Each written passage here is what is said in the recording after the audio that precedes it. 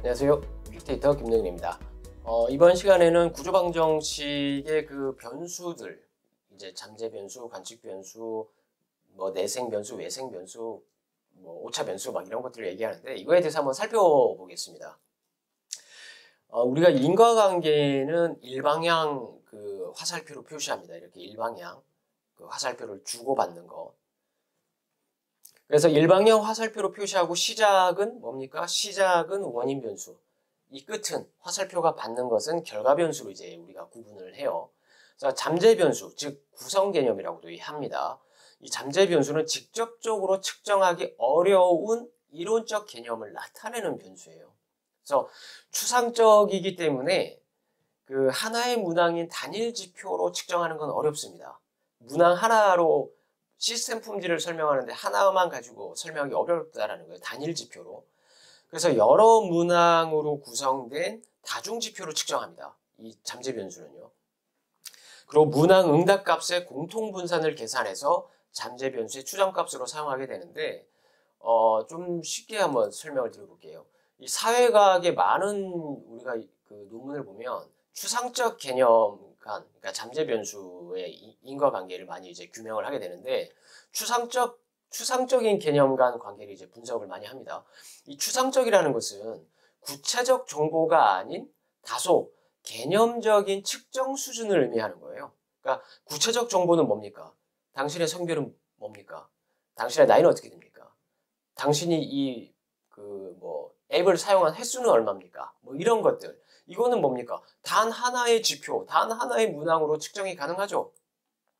그러나 추상적 개념에 있어서 예를 들어서 OTT, 그러니까 뭐 넷플릭스, 웨이브, 뭐 디즈니, 뭐 애플 TV 이런 거 있잖아요. 이걸 이제 OTT라고 하는데 OTT 서비스의 시스템 품질을 측정하는데 이 OTT를 사용하는데 편리한 기능을 가지고 있습니까? 뭐 이런 걸 물었어요.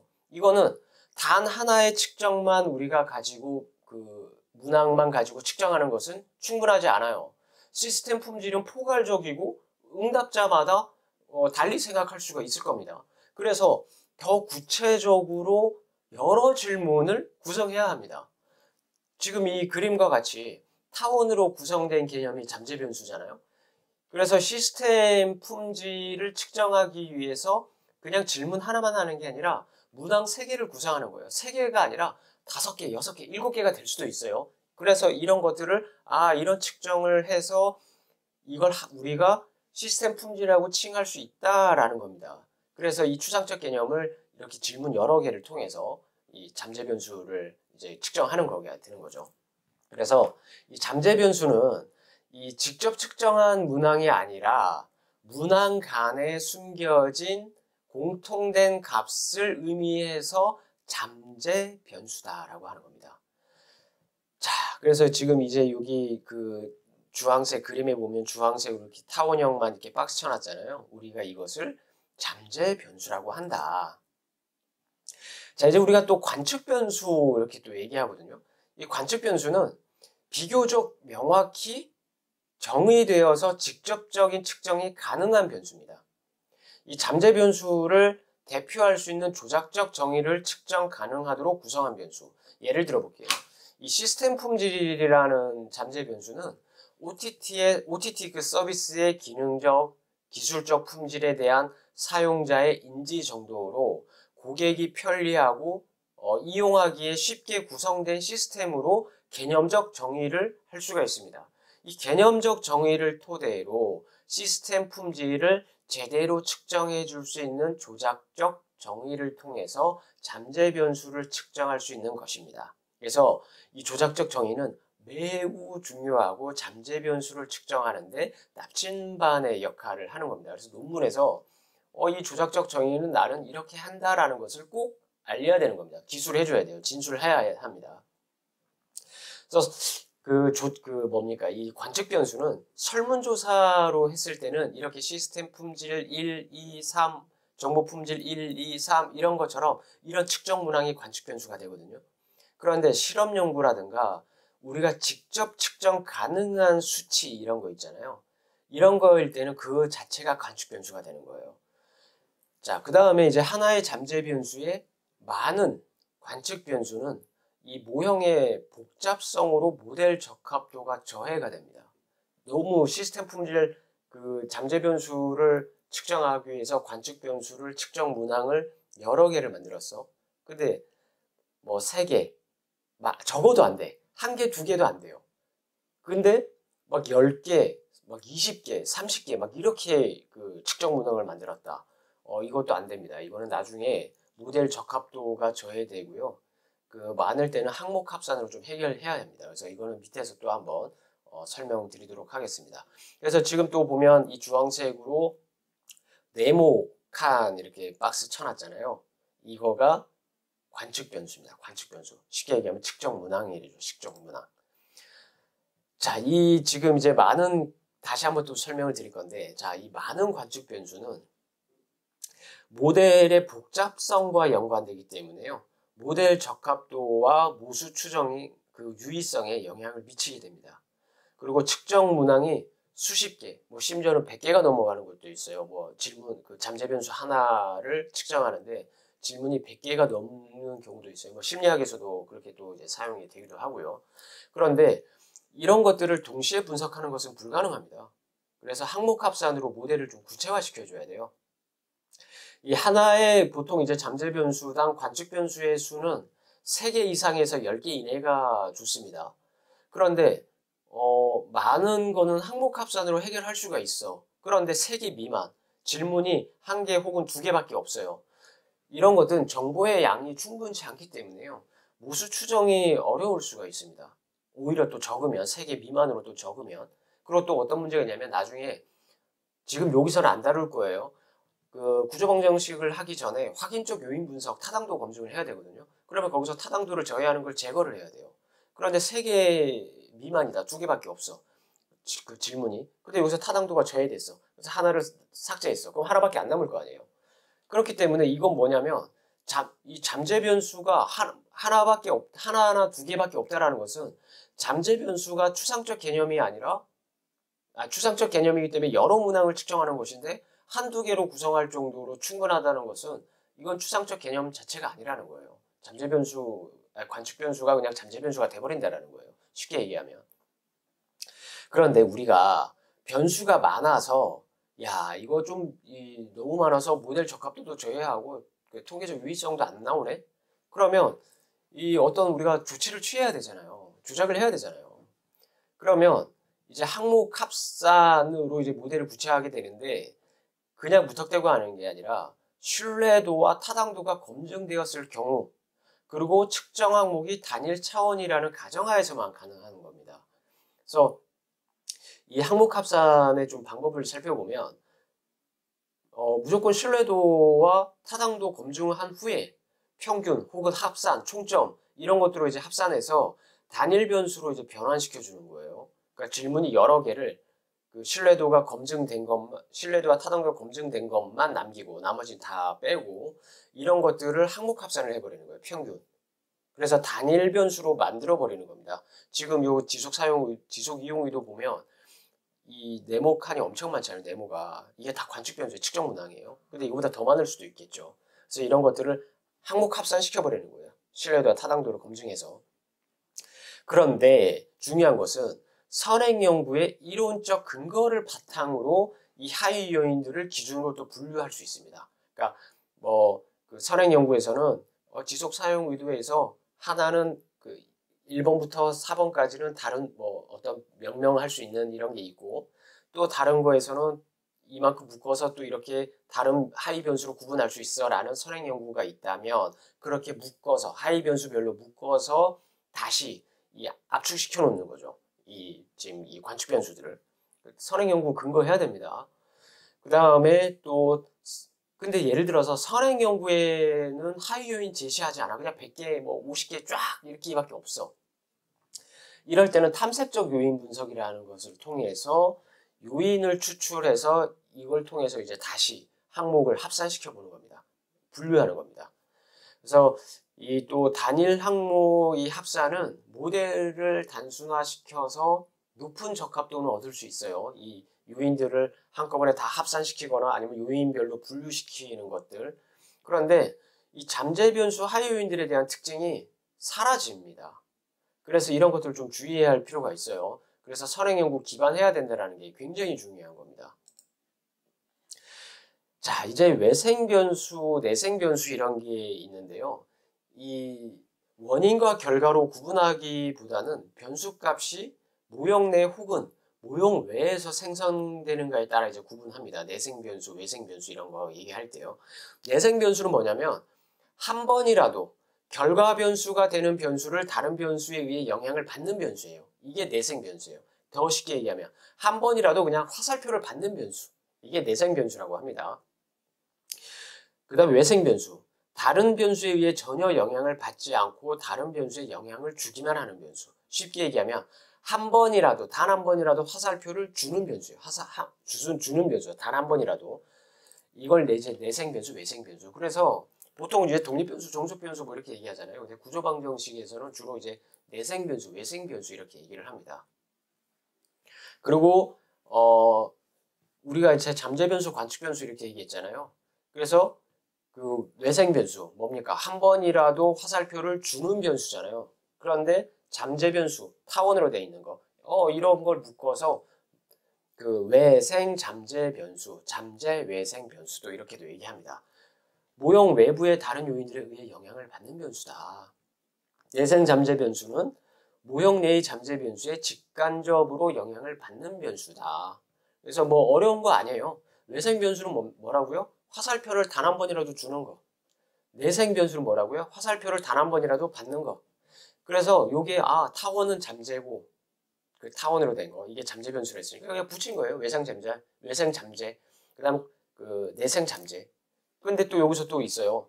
외생 관측, 내생 관측. 이거 다른 거 없죠. 이것도 역시나 그냥 그 외생과 관측 변수를 이렇게 합쳐서 그냥 외생 관측, 내생 관측 이렇게 얘기를 하는 겁니다. 자, 이제 오차 변수. 이제 변수에 대해서는 이제 마지막 그 변수가 있는데요. 이 구조 방정식은 각 측정 변수의 오차 변수에 의해 설명되지 않는 오차를 해야 합니다. 그래서 오차를 추정하면 변수 간 영향 관계의 경로 계수를 더욱 정확히 추정할 수가 있기 때문에 오차 변수가 있는 거예요. 이 회계 분석이나 그 경로 분석에서는요, 항목 합산된 종목만 났기 때문에, 그러니까 아까 그 관측 변수를 우리가 합쳐서 하나의 단일 지표로 만든다 그랬잖아요. 그게 경로 분석이라고 했는데, 회계 분석도 그런 식으로 이제 분석을 합니다. 그 관측 변수들을 좀 다 합쳐서 우리가 이제 하니까. 그래서 회계 분석이랑 경로 분석은 항목 합산된 정보만 남기 때문에 측정 오차를 알 수가 없어요. 이 측정 문항에 대한 오차를 알 수가 없습니다. 그런데 구조 방정식은 측정 변수의 개별값 정보가 그대로 반영되고 각 관측 변수의 오차를 알 수가 있다라는 겁니다.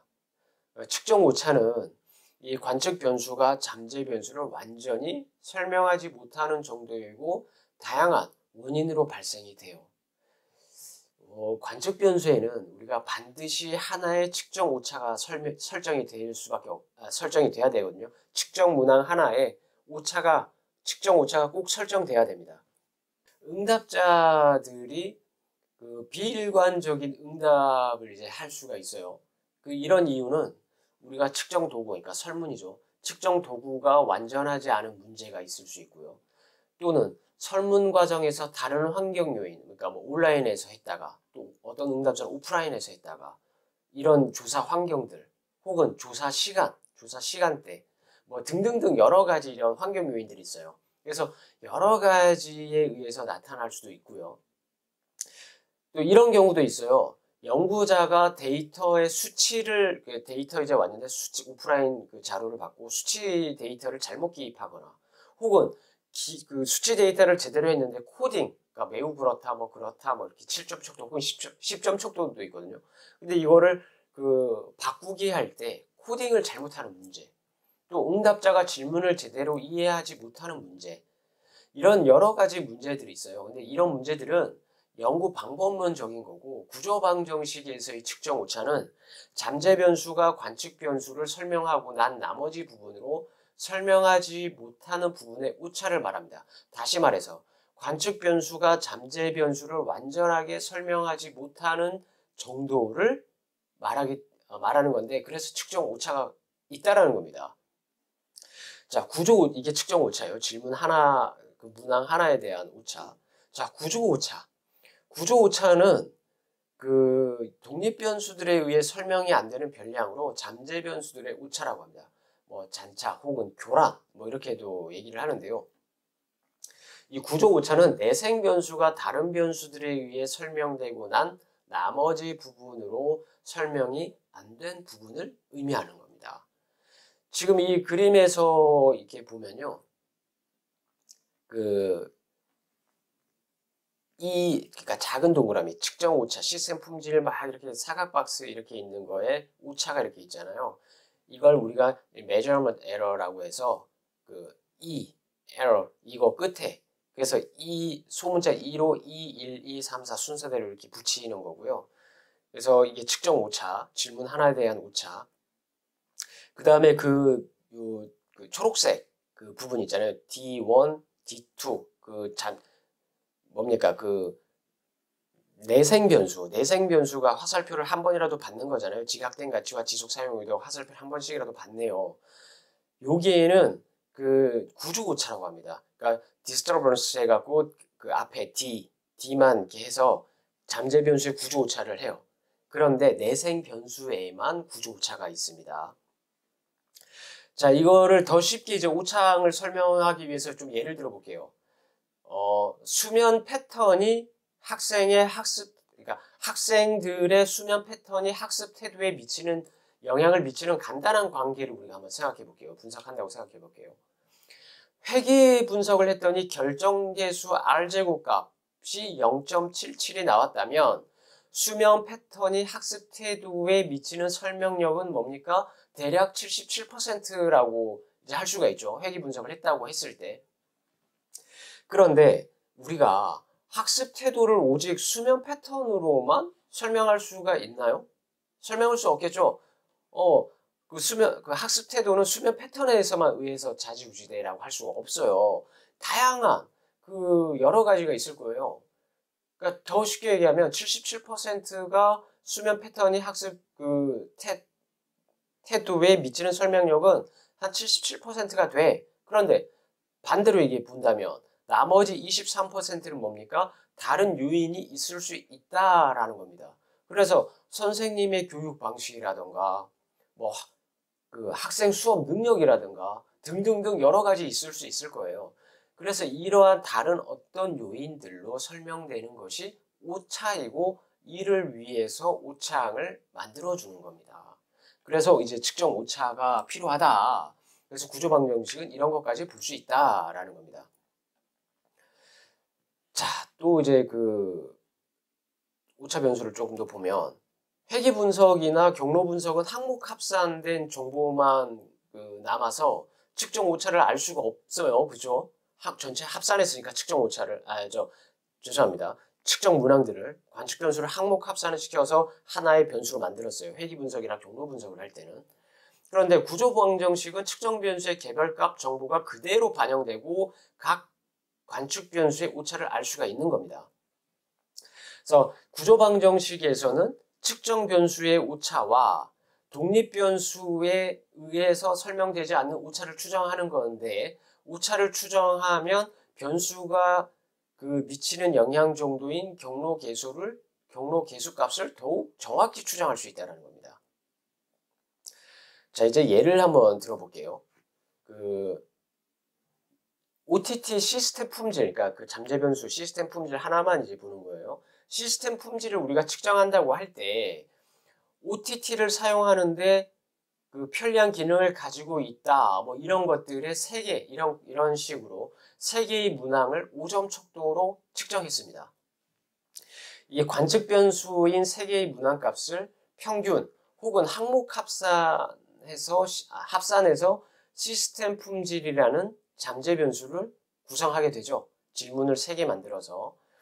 그런데 3개의 문항에서 어떤 1번 응답자가 시스템 품질의 1번 4점, 2번에 5점,